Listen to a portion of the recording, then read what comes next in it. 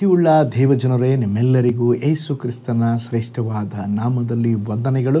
ಈ ನೂತನವಾದ ದಿನದಲ್ಲಿ ನಿಮ್ಮೆಲ್ಲರನ್ನು ನೋಡುವುದರಲ್ಲಿ ನಾನು ಬಹಳ ಸಂತೋಷವುಳ್ಳವನಾಗಿದ್ದೇನೆ. ಶಾಲೋಮ್, ನಿಮಗೆ ಸಮಾಧಾನವಾಗಲಿ.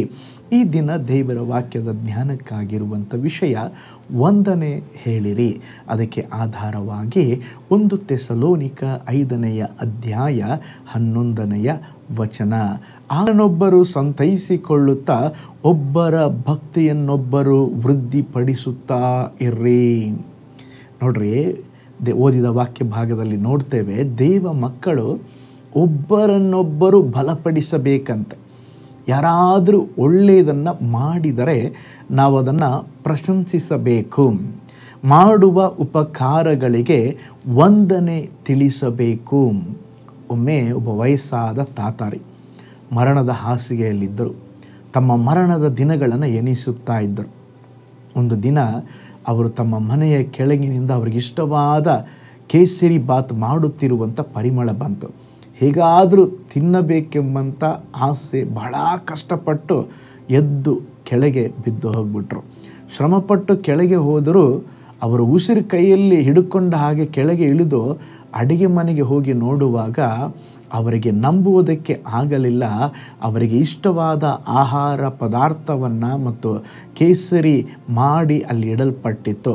ಆಗ ಅವರು ನೆನೆಸಿದರು, ನನ್ನ ಹೆಂಡತಿ ಎಷ್ಟು ಒಳ್ಳೆಯವಳು, ಕೊನೆಯದಾಗಿ ನನ್ನ ಗಂಡ ಈ ಕೇಸರಿ ಬಾತನ್ನು, ಒಳ್ಳೆಯ ಆಹಾರವನ್ನು ತಿಂದು ಅವರ ಜೀವಿತದಲ್ಲಿ ಅವರು ಬಯಸುವ ಆಸೆಗಳನ್ನು ಪೂರೈಸಿಕೊಳ್ಳಲಿ ಎಂಬುದಾಗಿ ಮಾಡಿಟ್ಟಿದ್ದಾಳೆ ಎಂದು ತಿಳಿದುಕೊಂಡು ಒಂದು ಚಮಚದಿಂದ ತೆಗೆದು ಇನ್ನೇನು ಬಾಯಲ್ಲಿ ಇಟ್ಟುಕೊಳ್ಬೇಕ್ರಿ. ಹೆಂಡತಿ ಬಂದು ಕೈಯಿಂದ ಅದನ್ನು ಕಸಿದುಕೊಂಡು, ಇದು ನಿಮಗಲ್ಲ ರೀ, ನೀವು ಸತ್ತ ಮೇಲೆ ಶವ ಸಂಸ್ಕಾರಕ್ಕೆ ಬರುವವರಿಗೆ ಇದು ತಯಾರಿಸಲ್ಪಟ್ಟಿದೆ ಎಂದು ಹೇಳಿ ಆ ಕೇಸರಿ ಬಾತ್ ಕೊಡದೇ ಗಂಡನ ಕಳಿಸಿಬಿಟ್ರಿ. ನೋಡ್ರಿ, ಅನೇಕ ಸಾರಿ ನಾವು ಹೀಗೇ ಮಾಡ್ತೇವೆ.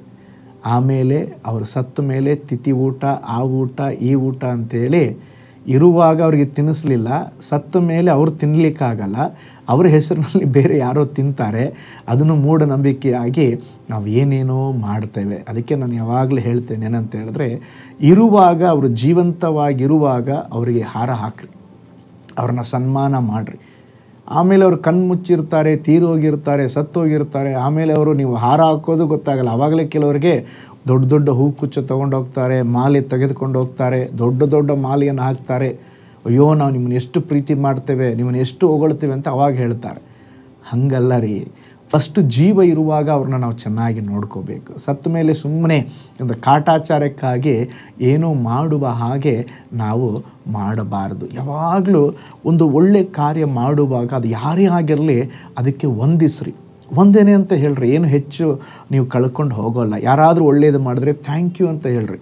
ಕೆಲವು ಸಾರಿ ನನಗೆ ಅನೇಕ ಜನರಿಗೆ ಅವ್ರು ಲಿಫ್ಟ್ ಕೇಳುವಾಗ ನಾವು ಲಿಫ್ಟ್ ಕೊಟ್ಟಿರ್ತೀವಿ. ಆಮೇಲೆ ಅವನು ಬರಬೇಕಾದ ಸ್ಥಳಕ್ಕೆ ಬಂದು ಇಳಿದು ಹೋಗುವಾಗ ಒಂದು ಥ್ಯಾಂಕ್ಸೇ ಹೇಳಲ್ರಿ. ಆವಾಗ ಅಂದ್ಕೊಳ್ಳೋದು, ಇವನಿಗೆ ಯಾಕಾದರೂ ಲಿಫ್ಟ್ ಕೊಟ್ಟಿದ್ದಾನೋ ಅಂತೇಳಿ. ಅಂದರೆ ನಮ್ಮ ಜೀವಿತದಲ್ಲಿ ಒಂದು ಕೃತಜ್ಞತೆ, ಒಂದು ವಂದನೆ ಹೇಳುವಂಥ ಒಂದು ಸ್ವಭಾವ ಇರಬೇಕು. ಒಬ್ಬರನ್ನೊಬ್ಬರು ಬಲಪಡಿಸಬೇಕು, ಒಬ್ಬರನ್ನೊಬ್ಬರು ನಾವು ದೃಢಪಡಿಸಬೇಕು. ಅಂಥ ಕಾರ್ಯಗಳನ್ನು ಈ ಕಡೆ ದಿನಗಳಲ್ಲಿ ದೇವರು ನಮ್ಮಿಂದ ಎದುರು ನೋಡುತ್ತಾ ಇದ್ದಾರೆ.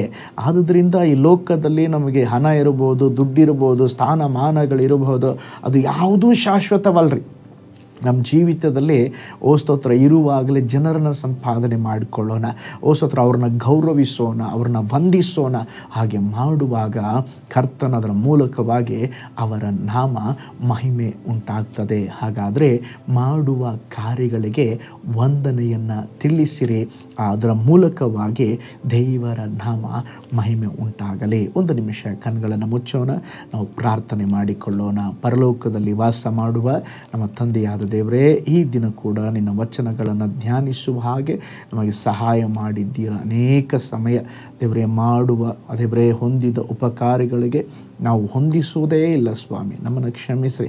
ಹಾಗಿರದೆ ಪ್ರತಿಯೊಂದು ಕಾರ್ಯಕ್ಕೂ ನಾವು ಉಪಕಾರಿಗಳಾಗಿ ದೇವರೇ ಸ್ತೋತ್ರ, ಅದಕ್ಕೆ ಒಂದು ಥ್ಯಾಂಕ್ಸ್ ಹೇಳುವವರಾಗಿ ಅದರ ಮೂಲಕ ಸಹ ನಿನ್ನ ನಾಮ ಮಹಿಮೆ ಪಡಿಸಲಿಕ್ಕೆ ನಮಗೆ ಕೃಪೆ ತೋರಿಸ್ರಿ. ಈ ವಿಡಿಯೋ ವಾಚ್ ಮಾಡಿದ ಪ್ರತಿ ಕುಟುಂಬಗಳು ಆಶೀರ್ವದಿಸಲ್ಪಡಲಿ ಯೇಸುವಿನ ಹೆಸರಿನಲ್ಲಿ ತಂದೆಯೇ, ಆಮೇನ್ ಆಮೇನ್.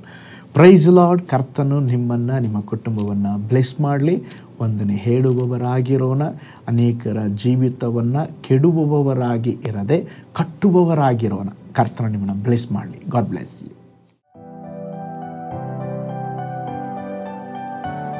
ಕರ್ತನಲ್ಲಿ ಪ್ರಿಯರೇ, ಈ ಸಂದೇಶ ಮತ್ತು ಪ್ರಾರ್ಥನೆ ನಿಮಗೆ ಆಶೀರ್ವಾದಕರವಾಗಿದ್ದರೆ, ದೇವರು ನಿಮ್ಮನ್ನು ಪ್ರೇರೇಪಿಸಿದರೆ, ನಂಬಿಕೆಯಿಂದ ಸಾಗುವ ಈ ಸೇವೆಗೆ ನಿಮ್ಮ ಅಮೂಲ್ಯವಾದ ಕಾಣಿಕೆಯನ್ನು ಬಿತ್ತಿರಿ. ಪ್ರೀತಿಯ ದೇವಜನರೇ, ವಾಯ್ಸ್ ಆಫ್ ಹೋಪ್ ಮಿನಿಸ್ಟ್ರಿಯ ವತಿಯಿಂದ ಕೋರಮಂಗಲದಲ್ಲಿ ಪ್ರತಿ ಭಾನುವಾರ ಬೆಳಿಗ್ಗೆ 9:30ಕ್ಕೆ ಕನ್ನಡ ಆರಾಧನೆ ನಡೆಯುತ್ತಿದೆ. ಆತ್ಮಭರಿತವಾದ ಆರಾಧನೆ, ಮನಮುಟ್ಟುವ ಸಾಕ್ಷಿ, ಬಲಪಡಿಸುವ ದೇವ ಸಂದೇಶ. ಬನ್ನಿ, ನಮ್ಮೊಂದಿಗೆ ಭಾಗಿಯಾಗಿ ಕರ್ತನನ್ನು ಆರಾಧಿಸಿರಿ. ನೂತನ ತಿಂಗಳ ಆಶೀರ್ವಾದ ಕೂಟ ಪ್ರತಿ ತಿಂಗಳು ಮೊದಲ ದಿನ ಸಂಜೆ 7 ಗಂಟೆಗೆ. ಪ್ರತಿ ತಿಂಗಳು 2ನೇ ಶನಿವಾರ ಬಿಡುಗಡೆ ಉಪವಾಸ ಪ್ರಾರ್ಥನೆ ಕೂಟ ಬೆಳಿಗ್ಗೆ 10:30ಕ್ಕೆ. ನಿಮಗಾಗಿ ಪ್ರಾರ್ಥಿಸಬೇಕೆ? ನಿಮಗೆ ಯಾವುದಾದರೂ ಪ್ರಾರ್ಥನೆ ಮನವಿಗಳು ಇರುವುದಾದರೆ ಕೆಳಗಿನ ನಂಬರಿಗೆ ಕರೆ ಮಾಡಿ ಅಥವಾ ವಾಟ್ಸಪ್ ಮಾಡಿರಿ. ಈ ಆತ್ಮಿಕ ಸಂದೇಶಗಳು ನಿಮಗೆ ಆಶೀರ್ವಾದಕರವಾಗಿದ್ದರೆ ಲೈಕ್ ಮಾಡಿರಿ. ಇಂಥ ಅದ್ಭುತ ಸಂದೇಶ ಪ್ರತಿದಿನ ನೋಡಲು ಬಯಸುವುದಾದರೆ ಸಬ್ಸ್ಕ್ರೈಬ್ ಮಾಡಿ ಹಾಗೂ ಇತರರೊಂದಿಗೆ ಶೇರ್ ಮಾಡಿರಿ. ಕರ್ತನು ನಿಮ್ಮನ್ನು, ನಿಮ್ಮ ಕುಟುಂಬವನ್ನು ಆಶೀರ್ವದಿಸಲಿ.